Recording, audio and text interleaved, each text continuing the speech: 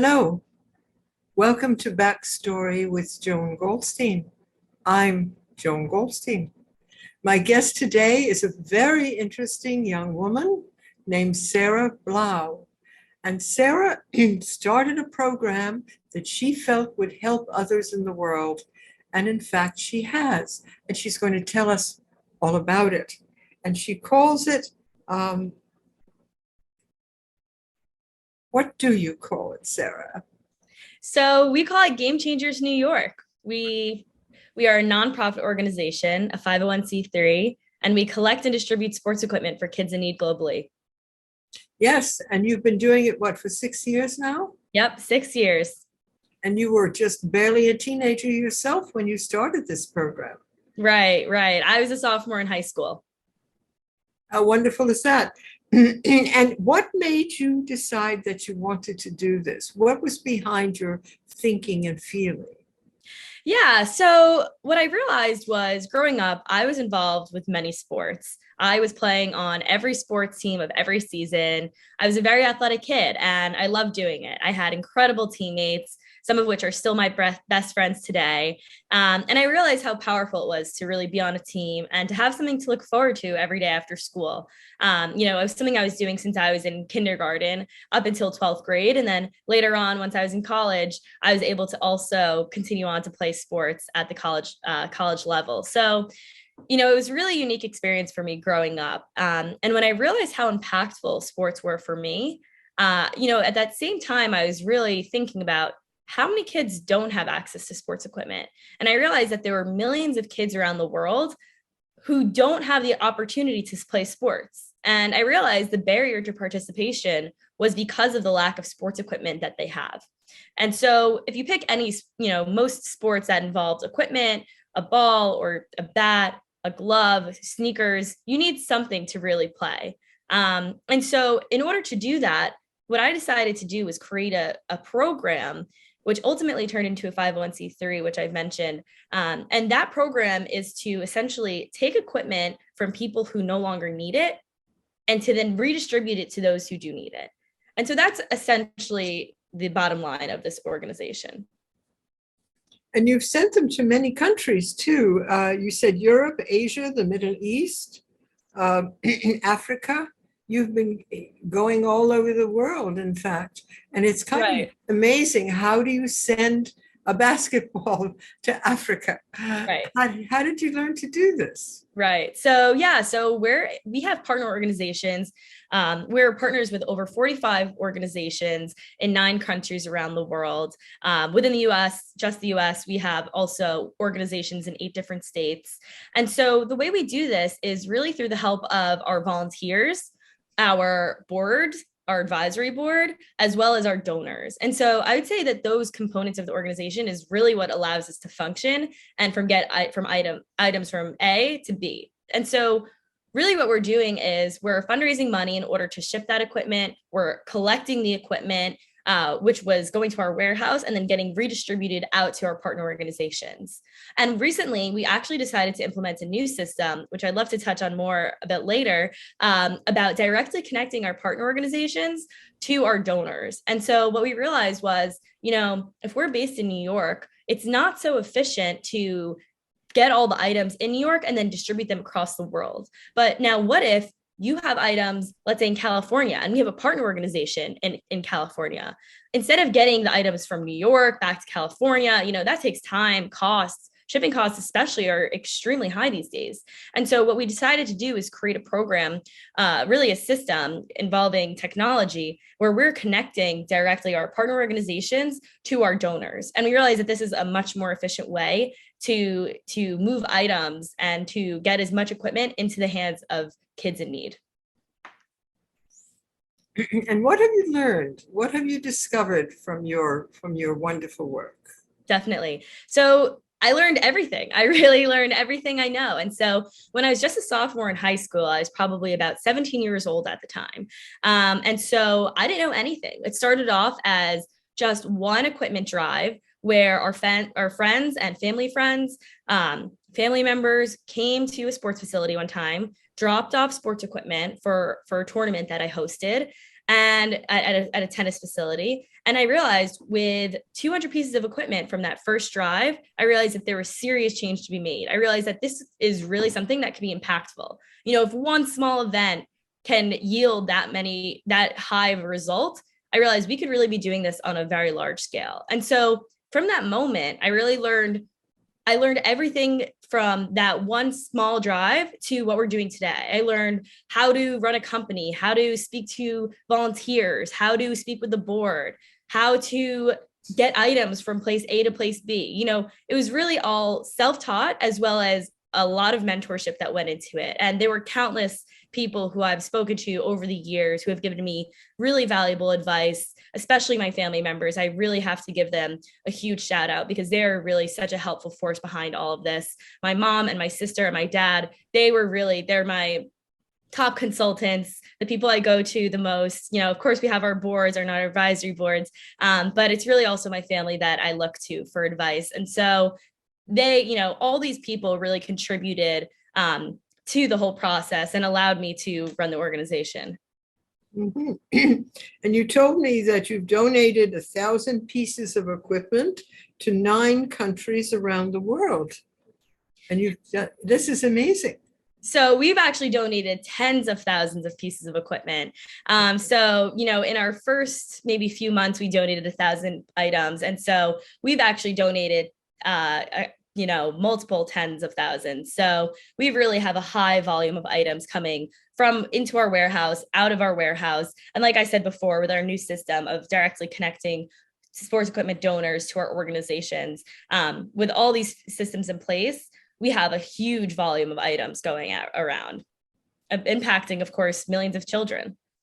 Yes, let's talk about impacting children. And what kinds of experiences are children gaining from your program? Yeah, it's a great question, Joan, because when I first started, I didn't even realize the full impact that sports had on kids. I realized that I loved it. I realized that my friends loved it who played sports, but I didn't even realize really how deep it goes. And I think it's impacting kids on a physical and definitely a mental level. And nowadays, with everyone stressing such an importance on mental health, I realized there is a huge impact that sports has on mental health, and a positive impact. And I realized, today I just got back from a 13-mile bike ride in the city along the river. And I realized, wow, I finished, I feel great. Well, what if a kid wanted to do that, but they didn't have a bike? They didn't have a helmet? That feeling of being able to go out there and enjoy a beautiful day and take a bike ride and then have those endorphins released when you're done. So many kids don't get that opportunity. And so at Game Changers, we can donate that bike. We can donate that helmet to the kid. And we're donating the sneakers that they could use to ride the bike. So really every part of the process is covered by Game Changers. And so, that's just taking an example of what happened to me today. And so really to expand on that more, it's helping people physically. Physical health is what's important most. If you have your health, you could do anything else in life. You don't have your health, it's very hard to go about life. And so Game Changers is providing a means for kids to be able to stay active and to take care of their health and to do it in a fun way. Taking care of your health doesn't necessarily mean dieting and running 17 miles every day, but it could be in a fun way by playing soccer with your friends and playing softball, having a catch, or whatever it may be. And so what we're doing at Game Changers is allowing for that opportunity. And so really from both the physical and mental level, kids are being impacted by sports. And like I said, it's impacting kids in so many countries around the world, and we continue to expand. And you did speak to me at one time about the fact that what happens with sports is that people learn to be leaders, and they also learn to be team players, both of which are qualities that you value. Yes, definitely. Could you tell us more about that? Certainly. So growing up, I had the opportunity, I went to a small day school, and because it was small, I had the opportunity to become team captains of all of our teams. It was one of those things where, if you were on the team and you were a senior, you got to be team captain. But of course, everyone felt special as if they themselves were selected to be captain. But really that empowering feeling gave us the opportunity to become a leader. And so what that meant was working with the kids who are in 9th, 10th, and 11th grade to help them play sports and help them get better. And so all of a sudden, we were making plans for the team. We were organizing events. We were giving assistance and guidance to these other members. And so there's such a leadership aspect that's involved with it. And then in terms of teamwork, learning how to communicate with others. If you're in a sports game and you're under a ton of pressure and your friend and you're on first base and the person on second base just makes a mistake, all you might want to do is get so frustrated and get mad at them and think, oh, well, you messed up, you're going to make us lose. But no, you're learning in sports how to treat your team members like equals and with respect. And that is certainly a transferable skill. When you're back in school and in the workplace, these are all things that you're able to learn from a young age. And typically, you don't think about the association between what's going on on a baseball field to what then is happening in a professional setting at work, for example. But I think there is a very strong correlation. Very, very interesting. Also, didn't you mention youth with disabilities? Don't you focus on youth? Tell us more about that. Definitely. So when we were first looking at which demographics we wanted to benefit, there are so many kids who could benefit from sports equipment who didn't have it. And based on research, what we found was both kids who couldn't afford it and kids with disabilities were not having the opportunity to play sports. And what we realized was that there are fewer programs that focus on kids with disabilities in sports.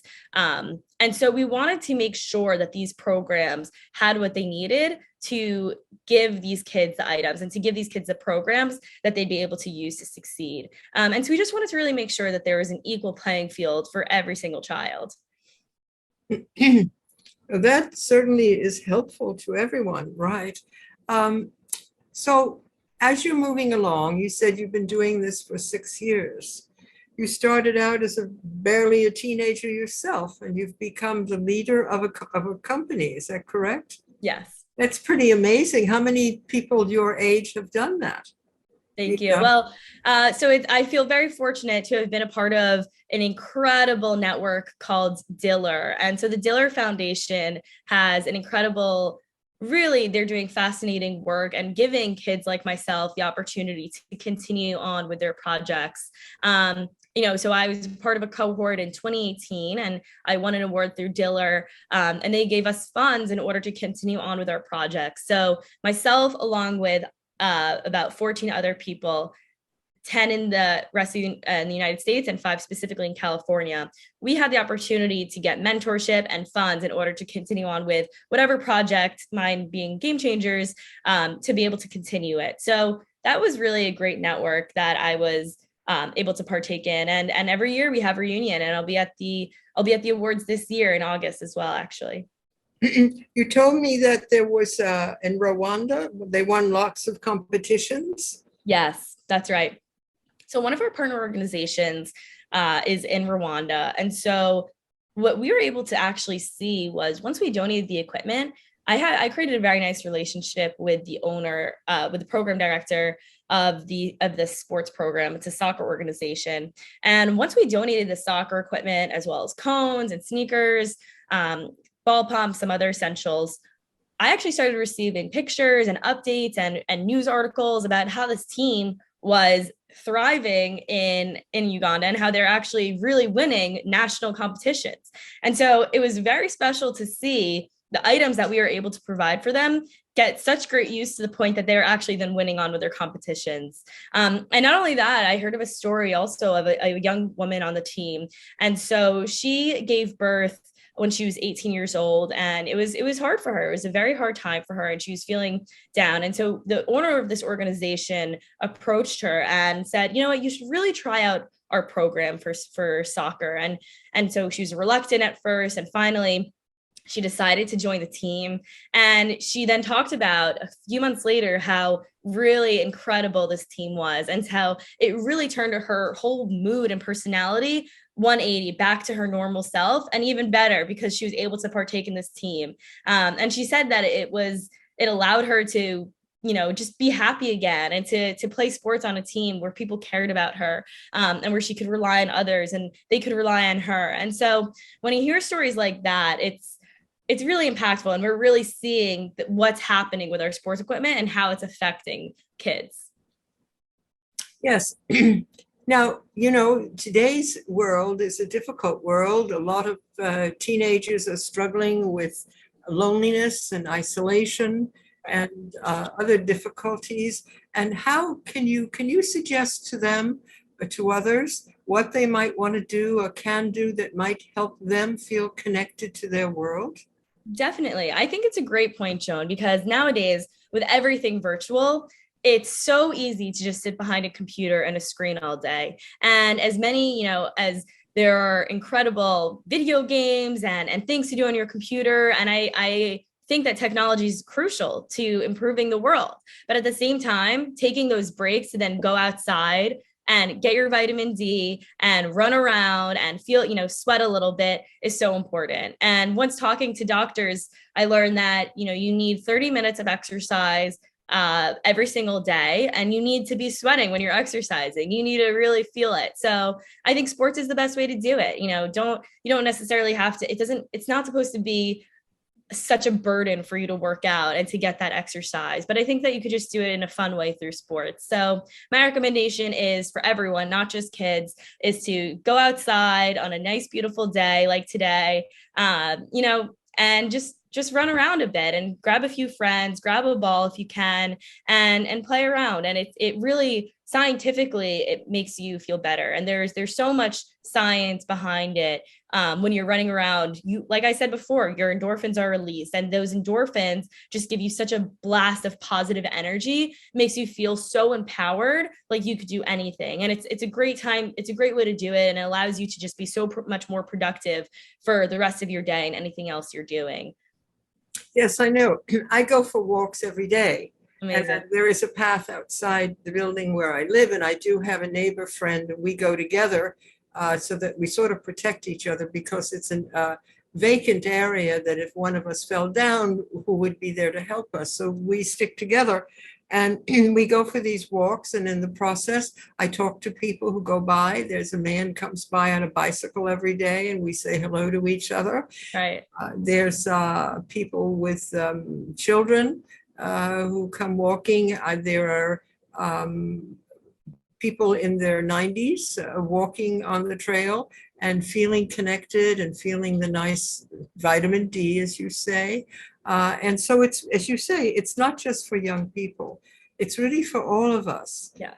And keeping us physically healthy, connected. You feel good. Your body thanks you for being physically active. So you're really onto something quite wonderful. Do you see where you're headed with it? What do you see for yourself in the future? Definitely. So I definitely see myself staying involved with Game Changers and running the organization. I'm so fortunate to have an extremely strong, knowledgeable, and really hardworking team right now who's helping out with everything that we do. And so I hope to continue to grow that team. I'm hoping to get more people involved with our board, grow the organization, and create a larger impact. I see myself doing this for as many years to come, and for continuing to do this, because I know that there's so much potential there. And, we've already, like I said, we've donated tens of thousands of pieces of equipment, which is a massive number. But when I think about all the items that are still out there that could be redistributed, it's even 10 million times more than that. And I think that there's just so much untapped potential, really, working with larger organizations, working with larger companies to help fund it and to help get more equipment out of the landfills and go straight directly to kids who need it. And, what's something that I also didn't even really touch on yet was the environmental aspects, Joan. So all these items would have ended up in the landfill. It's so common that people don't know what to do with their sports equipment. So that's why oftentimes it's just sitting in people's garages or basements, whether it's your kids who grew out of it or the kid no longer plays the sport. No one really knows what to do with it. And so what we're aiming to do at Game Changers is to be the organization where people know to donate their items. You think you need to donate sports equipment, we want to be the organization that you think of. And we're at the top of the search page when you search Donate Sports Equipment New York, which is really special and a unique opportunity for us. And so what we want to do is back in regards to the environmental aspect, we want people to know what to do with those items so that they are not putting it in the garbage. They're not just throwing it out, but they know, okay, if I give it to Game Changers, we know it's going to go to a good place. It's wonderful. It's wonderful. And so you have a sense of the future, you have a sense of the present, and it's quite remarkable. Sara Blau, how could people get in touch with your companies if they want to donate or if they want to help in some way? Definitely. We would love any and all donations, whether it's sports equipment, whether it's a monetary donation. And we love our volunteers. We have such a strong volunteer network right now. And if you go to our website, info@gamechangersny.org. Again, that's info@gamechangersny.org. You could learn all about us and get in touch with me personally, get in touch with our team, and you could get involved. You could donate, you could volunteer, you can really connect with us if you're interested in hopefully getting on the board. We'd love to hear from you. We want to hear from passionate people who love sports, who value sports, and who want to make a difference. Sara Blau, thank you so much for coming on board to Backstory with Joan Goldstein, and to sharing the wonderful help that you're offering to our society. And let's keep going, and let's keep helping Sara any way we know how. I'll be on your board. Awesome. I love to hear that. Joan, thank you so much for having me. It's been such a pleasure, and it's been amazing getting to know you and all the work, incredible, fascinating work that you're doing as well. So thank you so much. Thank you so much, Sara Blau, for coming on board to Backstory with Joan Goldstein. Goodbye.